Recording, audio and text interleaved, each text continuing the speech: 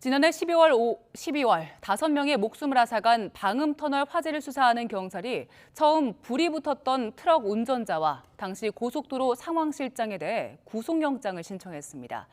경찰이 터널 시공사 등에 대해서도 조사를 이어가고 있는 만큼 이후 수사가 확대될 가능성도 있습니다.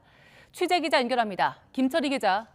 네, 사회일부입니다. 네, 수사가 시작된 지는 꽤 지났는데 관계자 신병 처리는 이번이 처음이죠? 네, 경찰이 방음터널 화재 수사 뒤 처음으로 피의자 2명에 대해 구속영장을 신청했습니다.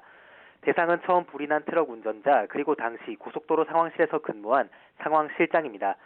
먼저 트럭 운전자는 지난 2020년에도 같은 트럭이 운행 중에 불이 나는 등 차에 문제가 있는 것을 인지하고도 정비를 소홀히 해 참사를 일으킨 혐의를 받습니다. 경찰은 또 트럭 운전자가 불이 난 뒤 주변 소화전이나 비상벨 등을 사용하지 않아 피해를 키운 것으로 보고 있습니다.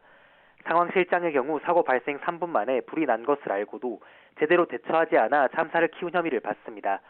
경찰 조사 결과 사고 당일 낮 1시 46분쯤 트럭에 불이 붙는 장면이 관제시 CCTV에 그대로 송출됐지만 상황실장 등 근무자들은 보지 못했습니다. 그로부터 3분 뒤인 낮 1시 49분이 돼서야 근무자들은 순찰 직원을 통해 화재 사실을 파악했는데 비상대피방송 등 안전 조치를 소홀히 했습니다. 이후 상황실에서는 오후 2시쯤 안양 방향 터널 진입 차단 시설을 작동하려고 했지만 화재 탓에 실패했다고 주장했는데요. 경찰은 시설이 작동하지 않은 것 역시 상황실이 늦게 대처했기 때문이라고 보고 있습니다.